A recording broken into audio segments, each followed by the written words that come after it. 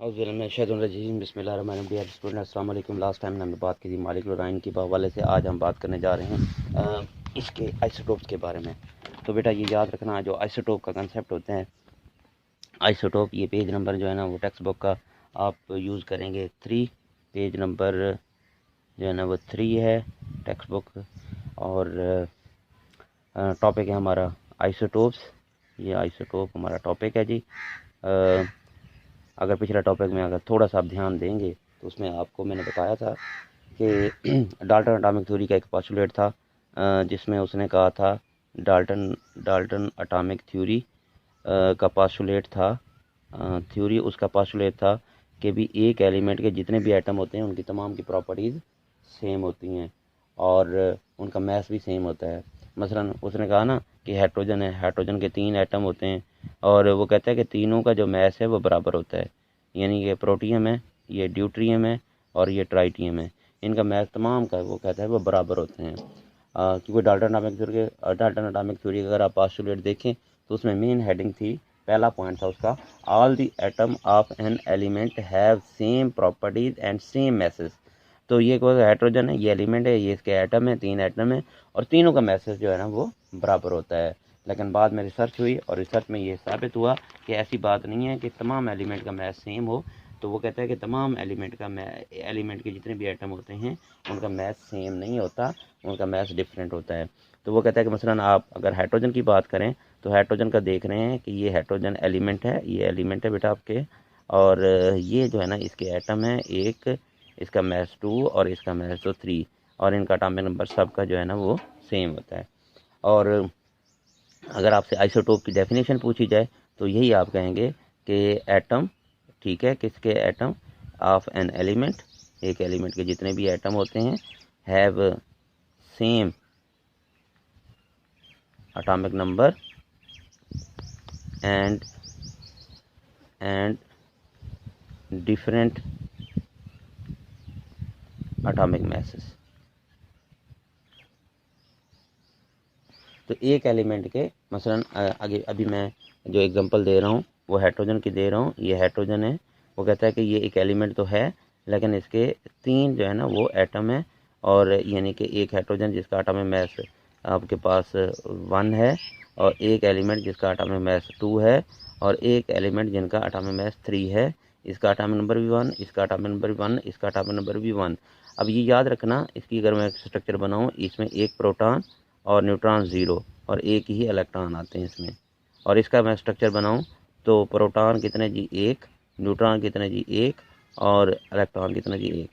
Tritium का अगर मैं स्ट्रक्चर बनाता हूं, प्रोटॉन 1, न्यूट्रॉन कितने जी 2 और इलेक्ट्रॉन कितने जी 1।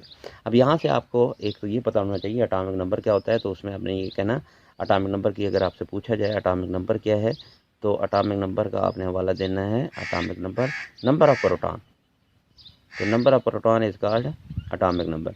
इसी तरीके से एटॉमिक मास का अगर आपसे पूछा जाए एटॉमिक मास, तो बेटा आपने एटॉमिक मास बताना है number of proton and neutron.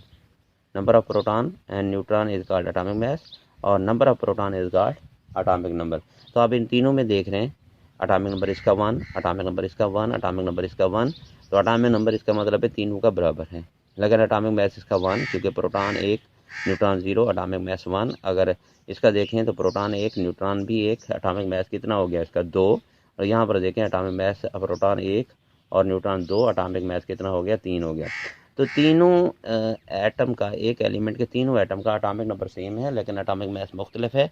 इसको हम आइसोटोप कहते हैं और इस टेक्निक को, स्टडी को हम आइसोटोपी कहते हैं। और ये आइसोटोपी, और सबसे पहले इसको जो स्टडी किया साइंटिस्ट ने वो कौन था? सूडी एक साइंटिस्ट था, उसने एक इसको स्टडी किया। और फिर कुछ उसने ना एग्जांपल दिए। मसलन वो कहता है कि भी कार्बन है, कार्बन के भी उसने कहा 3 आइसोटोप्स हैं। मसलन जैसे ये कार्बन है, इसके 3 आइसोटोप हैं, ये एलिमेंट है 3 है। एक कार्बन वो जिसका एटॉमिक नंबर 12, एक कार्बन वो जिसका एटॉमिक नंबर 13, एक कार्बन वो जिसका एटॉमिक नंबर 14। इस तरीके से हाइड्रोजन की बात की है। और बहुत सारे एलिमेंट हैं। मसलन अगर आप ऑक्सीजन की बात करें, ऑक्सीजन के कितने आइसोटोप होते हैं? ऑक्सीजन के हम कहते हैं जी, ऑक्सीजन और के भी 3 आइसोटोप होते हैं, और इसी तरीके से अगर आप निकल की बात करें, निकल एलिमेंट है, इसके कितने होते हैं? 5 होते हैं। कैल्शियम की बात करें तो इसके कितने होते हैं जी? 6 आइसोटोप होते हैं। पैलाडियम की बात करें तो उसके कितने होते हैं जी? उसके भी 6 होते हैं। और इसी तरह कैडमियम की बात करें तो कैडमियम के भी कितने होते हैं जी? 9 आइसोटोप होते हैं। और सबसे ज़्यादा जो एग्जांपल यहाँ पर दी गई है 10, और 10 के कितने होते हैं? 11 आइसोटोप होते हैं। तो ये ऑब्जेक्टिव में पूछे जा सकते हैं कि भाई निकल के कितने हैं, कैडमियम कितने हैं, पैलाडियम के, ये आपको याद होने चाहिए। तो हमने बात की आइसोटोप के हवाले से, और आइसोटोप में आपने इसको थोड़ा सा ब्रीफली आपने एक्सप्लेन करना था, डाल्टन एटॉमिक थ्योरी का हवाला देना था। डाल्टन एटॉमिक थ्योरी कहते हैं कि जितने भी एटम होते हैं एलिमेंट के, उनका मैस और प्रॉपर्टी सेम होती है। लेकिन ये बाद में जब रिसर्च हुई तो ये जो पॉइंट था डाल्टन एटॉमिक थ्योरी का गलत साबित हुआ। उसने कहा ऐसी बात नहीं है, जितने भी एटम होते हैं एक एलिमेंट के, उनका एटॉमिक मैस डिफरेंट होता है। और एक एलिमेंट के जितने एटम जिनका एटॉमिक मैस डिफरेंट और एटॉमिक नंबर सेम हो तो उसको हम आइसोटोप कहते हैं। इस टेक्निक को आइसोटोपी कहते हैं। और सबसे पहले इसको जिसने स्टडी किया उसका साइंटिस्ट का नाम शुडी था। कंसेप्ट आपको होना चाहिए एटॉमिक नंबर क्या है। जब आपसे पूछा जाए एटॉमिक नंबर तो आपने फ़ौरन कहना है कि number of proton is called atomic number. जब आपसे पूछा जाए एटॉमिक मैस तो number of proton and neutron that is called the atomic mass. फिर हमने डिटेल में कुछ एग्जांपल दी और फिर आपको कुछ आइसोटोप याद होने चाहिए। मतलब ऑक्सीजन के कितने आइसोटोप हैं ऑब्जेक्टिव में पूछा जा सकता है, निकल के कितने हैं, कैल्शियम के कितने हैं, पैलाडियम के कितने हैं, कैडमियम 10 कितने हैं, ये आपको याद होना चाहिए। थोड़ी सी बात हम ना बेटा आज हम आगे कर लेते हैं, वो है जी ये आप जो है ना वो अगला टॉपिक हमारा जो है पेज नंबर जो है ना टेक्स्ट बुक का वो है जी 4, और टॉपिक है हमारा रिलेटिव एटॉमिक मैस। रिलेटिव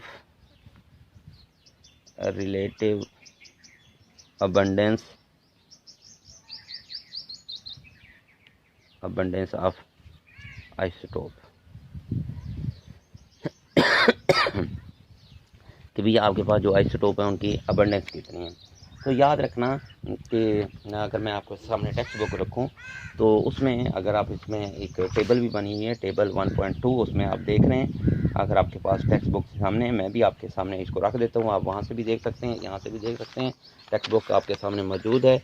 और इस टेक्स्ट बुक में आप देखें कि आपको ना हाइड्रोजन के आइसोटोप बताए गए हैं। यहाँ पर उसने 2 आइसोटोप का हवाला दिया, एक प्रोटियम और दूसरा ड्यूटेरियम। यानी ये देखें एटॉमिक नंबर दोनों का सेम 1 इसका मैस 1 है, इसका मैस 2 है। अब जो पहला आइसोटोप है जिसको प्रोटियम कहते हैं वो नेचुरल अबंडेंस उसकी 99.985%। जो दूसरा आइसोटोप है उसकी कितनी है जी? 0.01। और इनका मैस जो है AMU में कितना बताया गया जी? AMU में ये मैस इसका बताया 1.0078 और इसका कितना बताएगा 2.014। तो ये इनका मैस, यानी इसका पहले का प्रोटियम का 1 मैस है और दूसरे का अप्रॉक्सीमेटली आप 2 ही कहते हैं। बाकी छोटी वैल्यू है, इनको याद करना बहुत मुश्किल होता है। कार्बन के यहाँ पर 2 आइसोटोप दिए गए। नेचुरल अबंडेंस यानी कुदरत में कितना परसेंट पाया जाता है। जो पहला आइसोटोप है वो 98.8% और दूसरा जो आइसोटोप है वो 1.1%। और नाइट्रोजन इसके भी 2 आइसोटोप हैं, पहला 99.6% नेचर में पाया जाए, दूसरा 0.36%। तो यहाँ से बेटा आपको ना एक चीज़ का पता चल रहा है कि जो आइसोटोप मौजूद हैं लेकिन नेचुरल अबंडेंस, क्योंकि जितनी कोई चीज़ ज़्यादा कंट्रीब्यूट करेगी, मसलन कोई स्टूडेंट आपसे, जब मैं आपसे या कोई बंदा आपसे पूछा हाइड्रोजन का मैस कितना है जी, आप कहते हैं जी 1। भाई हालांकि 2 और 3 वाले भी तो आइसोटोप हैं, आप उनका हवाला ही नहीं देते क्योंकि नेचर में जो 99.9% है वो हाइड्रोजन है, यानी पहला आइसोटोप है। तो आप 1 ही बताएंगे उसका मैस, तो उसका मैस 1 ही है, ये सबसे ज़्यादा पाया जाता है। दूसरे जो आइसोटोप हैं वो नेचर में ज़रूर पाए जाते हैं लेकिन उनकी कंट्रीब्यूशन ना होने के बराबर हैं। तो अगर आप बुक में यहाँ से इसको रीड करेंगे तो यहाँ से भी आप देखेंगे isotope of element have their own natural abundance. The properties of the particular element which are mentioned in literature most correspond to the most abundant isotope of the element। यानी कि जो आपकी प्रॉपर्टीज़ हैं, जो भी आप मसलन बॉइलिंग पॉइंट आप बात करेंगे तो बॉइलिंग पॉइंट किसको पहले आइसोटोप के हवाले से जो है ना वो प्रॉपर्टीज़ रिप्रेजेंट कर रहे हैं। क्यों कि पहला आइसोटोप पाया ही बहुत ज़्यादा कसरत में जो भी बात करनी है, यानी कि 2 हाइड्रोजन के 3 आइसोटोप हैं तो एक पहला आइसोटोप 99.9% यानी 0.01% जो है ना वो बाकी आइसोटोप पाए जाते हैं। तो उनकी प्रॉपर्टीज़ मेंशन करना ना करना एक कोई अहमियत नहीं रखता, इसलिए जो भी प्रॉपर्टीज़ होंगी वो पहले आइसोटोप के कोरस्पॉन्डिंग होंगी। Relative abundance of the isotope of the element can be determined by spectrometry. अब स्पेक्ट्रोमेट्री क्या है, ये अगला हमारा टॉपिक होगा और इसको रीड कीजिएगा, बार बार रीड कीजिएगा। लेंथी टॉपिक है, एक ही लेक्चर होना है, इसको आप बार बार पढ़ेंगे तो फिर मैं यहाँ समझाऊंगा, इंशाल्लाह आपको समझ आ जाएगा। आगे वो कह रहे हैं कि आप को पता है कि वो कहता है कि तकरीबन 280 डिफरेंट आइसोटोप जो है ना मौजूद हैं, उसमें 40 रेडियो एक्टिव आइसोटोप भी हैं। अब यहाँ पर लफ्ज़ इस्तेमाल किया गया रेडियो एक्टिव। रेडियो एक्टिव का मतलब होता है ऐसे एलिमेंट जो रेडिएशन इमिट करते हों, उनको रेडियो एक्टिव आइसोटोप कहते हैं। तो 280 टोटल है, उसमें 40 रेडियो एक्टिव हैं। और वो कहते हैं इसके अलावा beside these about 300 unstable radioactive isotope have been produce through the artificial disintegration. अब यहाँ पर लफ्ज़ देखें कि टोटल कितने हो गए, 280, 300 अनस्टेबल। अनस्टेबल का मतलब है कि वो अपना वजूद बरकरार नहीं रख सकते। कैसे प्रोड्यूस हुए, डिसइंटीग्रेशन। अब यहाँ पर डिसइंटीग्रेशन मतलब आप एटम तोड़ते गए, उनकी ब्रेक डाउन करते गए और नए नए आइसोटोप जो है ना वो प्रोड्यूस होते गए। डिसइंटीग्रेशन का मतलब यहाँ distribution of isotope among the element is very complex and even from the table the element like arsenic, fluorine, iodine, gold have only one single isotope, they are called monoisotopic element.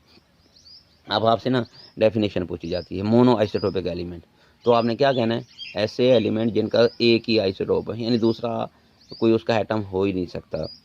तो वो कौन कौन से element हैं, जैसे fluorine है, iodine है, gold है, इनके एक ही आइसोटोप है। ऐसे एलिमेंट जिनका एक ही आइसोटोप हो तो उनको हम मोनो आइसोटोपिक एलिमेंट कहते हैं। In general the element of odd atomic number almost never possesses more than 2 stable isotope. जिनका ओड एटॉमिक नंबर होता है, ओड से मुराद मसलन जैसे 1 है, 3 है, 5 है, 7 है, तो उनके ना वो यहाँ पर मोस्ट एक्सपीरियंस कह रहा है कि 2 से ज़्यादा उसके आइसोटोप नहीं हो सकते। Element of even atomic number usually have the large number of isotope and isotope whose mass number are multiple of the 4 are particular abundant. अब यहाँ देखें इवन नंबर और दूसरी शर्त है कि जो 4 से मल्टीप्लाई हो रहे हों। मसलन ऑक्सीजन है, ऑक्सीजन 4 से डिवाइड हो सकता है, 4 से आप मल्टीप्लाई करें तो 16 बनता है, ये भी 4 पे मल्टीप्लाई हो सकता है, ये भी 4 पे मल्टीप्लाई हो सकता है, ये भी हो सकता है।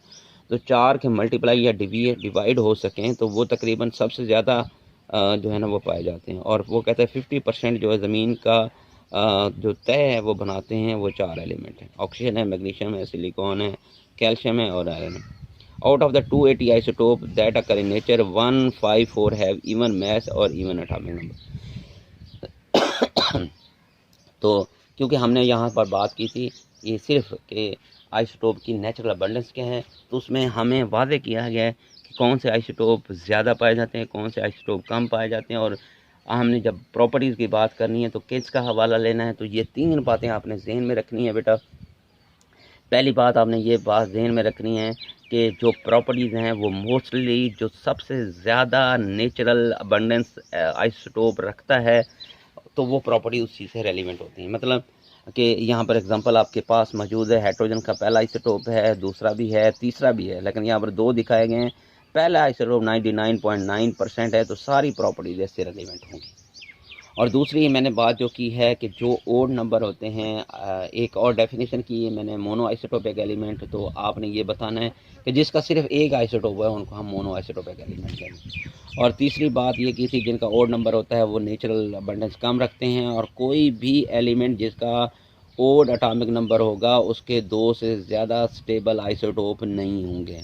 और तीसरी बात जिनका इवन एटॉमिक नंबर होगा, और इवन एटॉमिक नंबर के साथ साथ जो बात की जा रही है जो 4 के साथ मल्टीप्लाई या डिवाइड हो रहे होंगे, यानी 4 पे वो डिवाइड हो सकते हैं इजीली, तो या मल्टीप्लाई हो सकते हैं, तो उनकी नेचुरल अबंडेंस सबसे ज़्यादा होती है। यहाँ पर एग्जांपल दी गई है 4 आइसोटोप की, और वो 4 आइसोटोप कौन कौन से हैं, ऑक्सीजन है और नाइट्रोजन है और कैल्शियम है, सिलिकॉन है और कैल्शियम, सिलिकॉन और आयरन। और ये 4 आइसोटोप जो है ना ये सबसे ज़्यादा नेचुरल अबंडेंस रखते हैं। तो ठीक है बेटा जी, तो फिर यहाँ पर आपने सिंपल बातें करनी, कोई इसमें इतनी बड़ी बात नहीं याद करने वाली है ना, वो कंसेप्ट की बात है, तो जस्ट आप इसको रीड करेंगे और इसको पढ़ेंगे। तो यहाँ तक काफ़ी है। आपको कहा जा रहा है कि आप बार बार अगला टॉपिक आप रीड करेंगे, बड़ा टॉपिक है, और इसको बार बार पढ़ेंगे 2-4 दफ़ा, फिर मैं इसको लेक्चर डिलीवर करूँगा इसको, इंशाल्लाह उम्मीद है कि आपको समझ आएगी। बहुत शुक्रिया जी, अल्लाह हाफिज़।